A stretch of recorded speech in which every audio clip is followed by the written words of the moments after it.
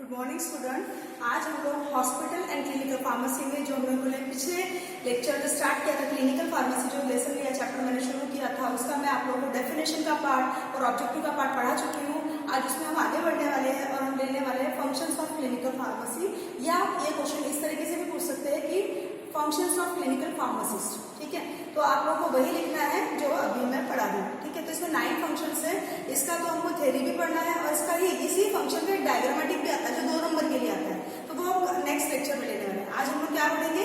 Functions of clinical pharmacist, इसका scope या parameters या क्लिनिकल फार्मेसी के फंक्शन या क्लिनिकल फार्मासिस्ट के फंक्शन ऐसे तरीके से पूछते हैं। ठीक है, तो पहला फंक्शन है हमारा फर्स्ट है मेडिकेशन हिस्ट्री। मैं मेडिकेशन हिस्ट्री के बारे में आपको बता चुकी हूँ कि उसका जो पेशेंट रहते हैं उसका प्रेजेंट और पास्ट का जो हम डिटेल अपने पास में नोट करके रखते हैं, that is mean by medication history. तो इससे क्या फायदा होने वाला है? It includes present and past prescribe and non prescribe drug, उनकी डाइटरी हैबिट्स, पेशेंट की डाइटरी हैबिट्स और पेशेंट कॉम्प्लायंस, पेशेंट कितना कॉम्प्लाई करता है, फिजिशियन की इंस्ट्रक्शन को कितना मानता है, उनके डाइटरी हैबिट्स क्या है, अभी तक के कौन सी ड्रग प्रिस्क्राइब कर चुकी है और कौन से non prescribe drug over the counter वाली ड्रग वो अपने मन से ले चुका है। ये सारी जानकारी मेडिकेशन हिस्ट्री में रहेगी, जिसको लेने से क्लिनिकल फार्मासिस्ट जो है उसका पहला फंक्शन वहाँ पे कंप्लीट होता है। सेकंड फंक्शन है उसका monitoring drug therapy. Monitoring drug therapy में वो इवैल्यूएशन कर सकता है about the pharmacokinetic and pharmacodynamic parameters. जैसे कि फार्माकोकाइनेटिक में मैं आपको बता चुकी हूँ एब्जॉर्प्शन, डिस्ट्रीब्यूशन, मेटाबॉलिज्म और एक्सक्रीशन, और फार्माकोडायनामिक मतलब ड्रग इंटरैक्शंस, एडीआर, इन सब के बारे में वो जो है वहां पर इवैल्यूएशन कर सकता है, उसकी जानकारी रख सकता है। और उसके अलावा कई सारी लैब फाइंडिंग्स रहती है, जैसे पैथोलॉजिकल रिपोर्ट्स क्या आई है पेशेंट की, मेडिकल फाइंडिंग्स रहती है, ये सब कंपाइल करना है और फिजिशियन के पास पहुंचाना है। ठीक है, नाउ उसके बाद में देखो लिखा है can communicate with the physician. क्या बोला मैंने आपको? मॉनिटरिंग ड्रग थेरेपी जिसमें फार्माकोकाइनेटिक और फार्माकोडायनामिक पैरामीटर्स की इवैल्यूएशन कर सकता है, साथ में lab findings, medical findings and can communicate with this physician. जितना भी डाटा उसके पास आएगा फिजिशियन के पास उसका डिस्कशन करेगा। आफ्टर दैट यहाँ पे थर्ड नंबर पे है पार्टिसिपेशन इन वार्ड राउंड्स, जहाँ पे पेशेंट एडमिट्स है उनको कहते हैं वार्ड्स, और इन वार्ड्स का राउंड लगाने में वो फिजिशियन को असिस्ट कर सकता है। इससे क्या होगा? इससे ये होगा कि pharmacist can observe individual patient and decide drug therapy and help the physician. Physician को वो हेल्प कर सकता है, फिजिशियन को वो असिस्ट कर सकता है अबाउट दी ड्रग थेरेपी। ठीक है, वार्ड्स है, वार्ड्स में वो राउंड लगाने में, जब वो राउंड लगा रहे हैं, फिजिशियन राउंड लगा रहे हैं, तो वो भी उनके साथ में उनको असिस्ट कर सकता है। तो अगला पॉइंट है ड्रग इन्फॉर्मेशन। इसको हम पढ़ चुके हैं। ड्रग इन्फॉर्मेशन सेंटर क्या होता है? वेरियस डाटा जो है कंपाइल फॉर्म में, अच्छे स्टैंडर्ड फॉर्म में कंपाइल करना है और उसको फिजिशियन को सबमिट करना है ताकि फिजिशियन उसको रेफर कर सके।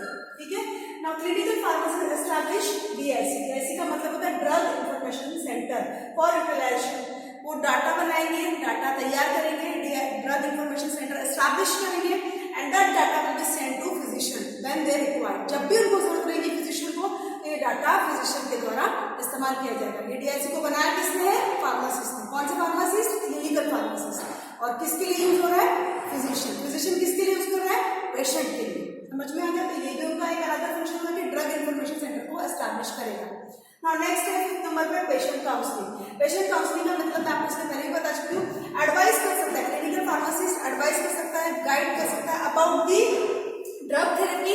ड्रग थेरेपी हो गया इलनेस, इलनेस मतलब जो उनकी बीमारी है उसके बारे में उसको एडवाइस कर सकता है और गाइड कर सकता है। किसको? पेशेंट को।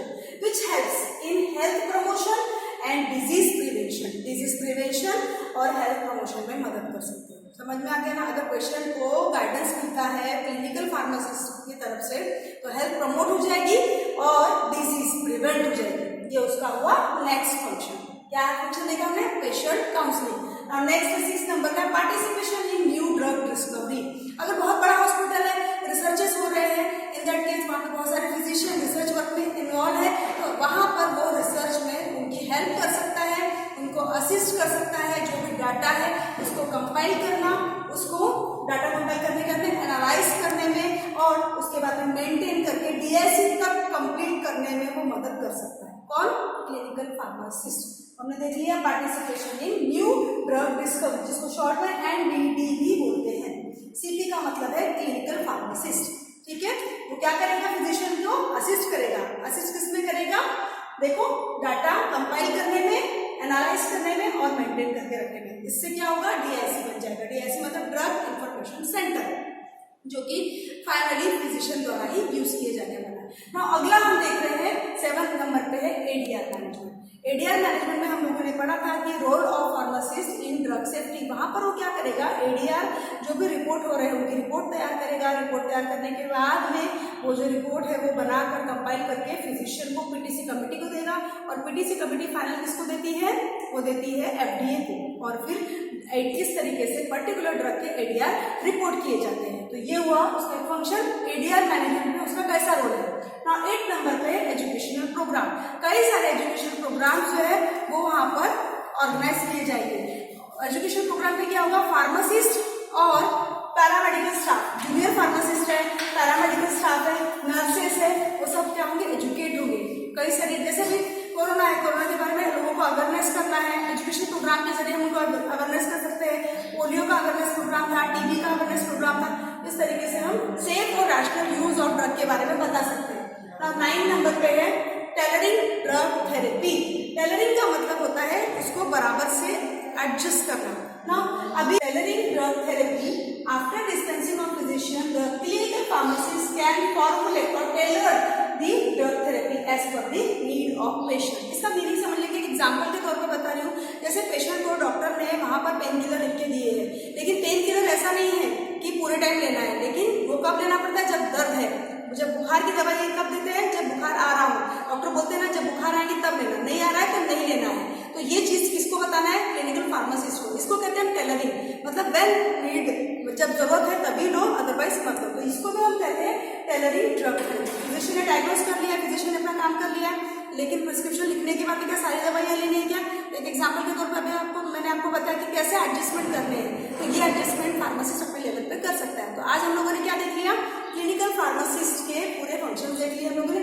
9 फंक्शन देखे, medication history, monitoring drug therapy, participation in ward round, drug information, patient counselling, participation in new drug discovery, ADR management, educational